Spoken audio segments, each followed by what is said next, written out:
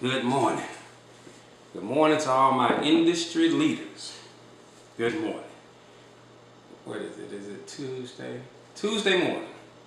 Some of you guys will be up in the salons early early this morning. So you guys have a great day in the salons. You know, do what you do. But I'm up early again. I'm always up early. So I decided to use some of this time in the mornings when I wake up to come to you guys and to share some tips and share some ideas and share some things that I've done over the years, over the course of my career. Again, if they help, if they fit you, great. If they don't, I'm sure at some point one of these videos will. All right. So again, thanks for tuning in. Thanks for tuning in. Thanks for tuning in. All right, so what we're going to talk about today, well, I should say, what we're going to talk about this morning is independent contractors. Independent contractors. Now, we all know that there's a different feel from booth rent salons to commission salons. All right, it's a different pay scale as far as owners and as far as hairstylists as well, but it's also a different feel, and that's what I want to talk to you guys about today. Independent contractors. Give you guys some tips on how to set some standards in your salons. Set some standards in your salon as independent contractors. So my suggestion would be that you guys come together as a collective group.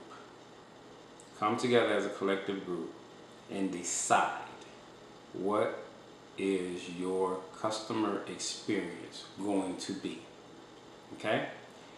I think long gone are the days that your client come from entering the salon directly to her stylist chair and then exiting salon. That's not an experience for her. One thing that you guys have in common is the customer experience. One thing that you guys have in common that they share in that. Everybody's skill set is different. So don't worry about that. Don't worry about if you're not the best hair cutter, quote unquote, in the salon, or you're not the best colorist in the salon, okay? That's a whole nother video about setting goals, setting objectives for the year to increase your color services, to learn things, and coming together as a group to go to class. It's a whole different situation. Right now, we're just talking about customer experience. So I say don't worry about your level at this point, because customers also buy into you. They buy into you, they buy into your vision, they buy into your personality, they also buy into you. So with that said, one thing that they all share in the salon is the experience. Come together as a collective group. If the salon owner is not involved in it, that's fine. You guys are independent contractors. There's no reason why you can't come together as a group of entrepreneurs, as a group of young business owners. Come together and figure out the customer experience. So once you do that, hold each other accountable for it. Get out of your feelings. So someone comes and says, okay, can you remove all of this stuff from your station? Because that's not what we agreed on. Okay? So get the agreement in writing, post it. This is how we're going to be. And hold each other accountable for that, because the common denominator is the customer experience. Let me give you an example. You tell me where you fall.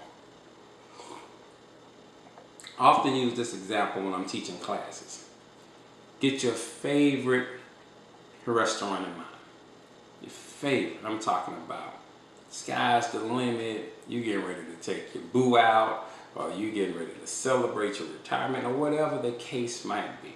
The absolute best restaurant in town when you want to experience that. So you got your restaurant in mind. Also get a restaurant in mind that you just want to go run the lunch. with your homegirl or your homeboy or whatever the case might be. Get that. And also get in mind if you just want to run through a drive-through. So 3 levels of dining. Got it in mind? Great. Ask yourself and be objective. Where does your service level fall? Now, if your service level falls through that drive-through, then your prices should be drive-through prices. If your service level falls in a moderate restaurant, you're gonna go sit down, have a little bite to eat, we're not looking for this explosive experience, then your prices should fall there.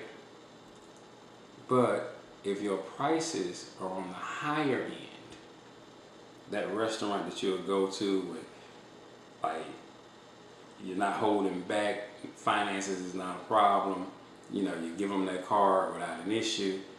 If your prices is there, then your service level needs to be there. So get that restaurant in mind. Ask yourself at that restaurant, would they just wave you in the back and say, come on girl, or come on man, go back over there and have a seat, I'll be with you in a second.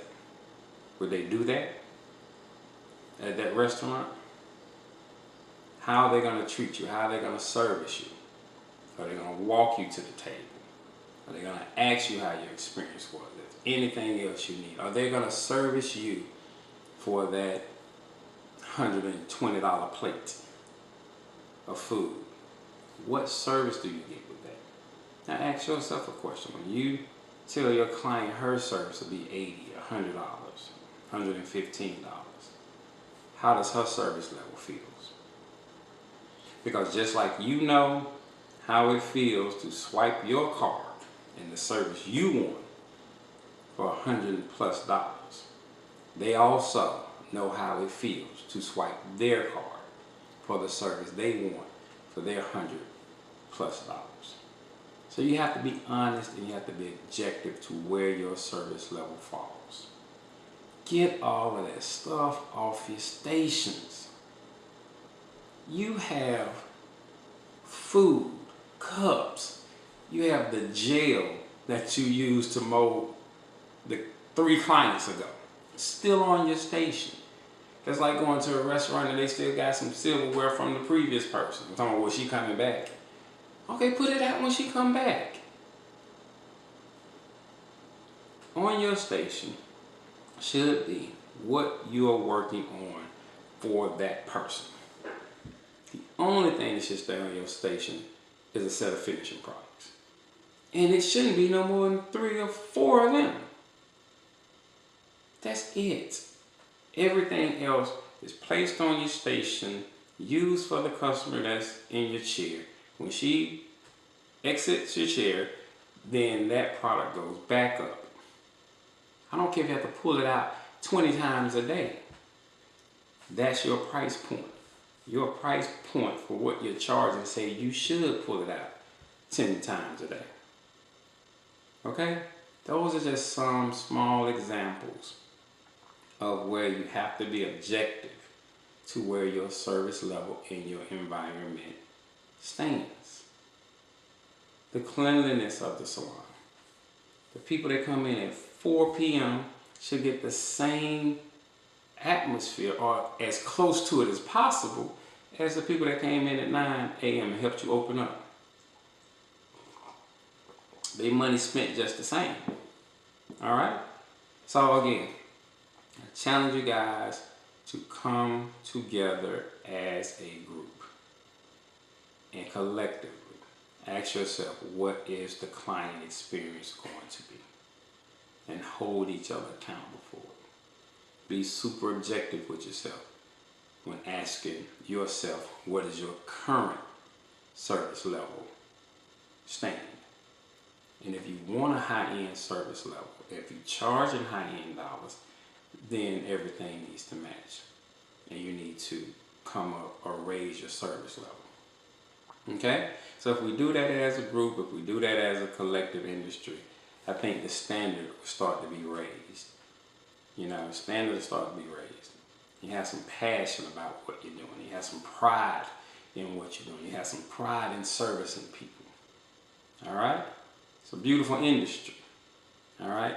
Let's continue to make it even more beautiful. Let's continue to excel in it. Let's continue to grow in it. And let's continue to hold each other accountable for it. All right? Great. Go have that meeting. Set up that meeting with your fellow hairstylist today. Again, if the salon owner is not involved, that's fine.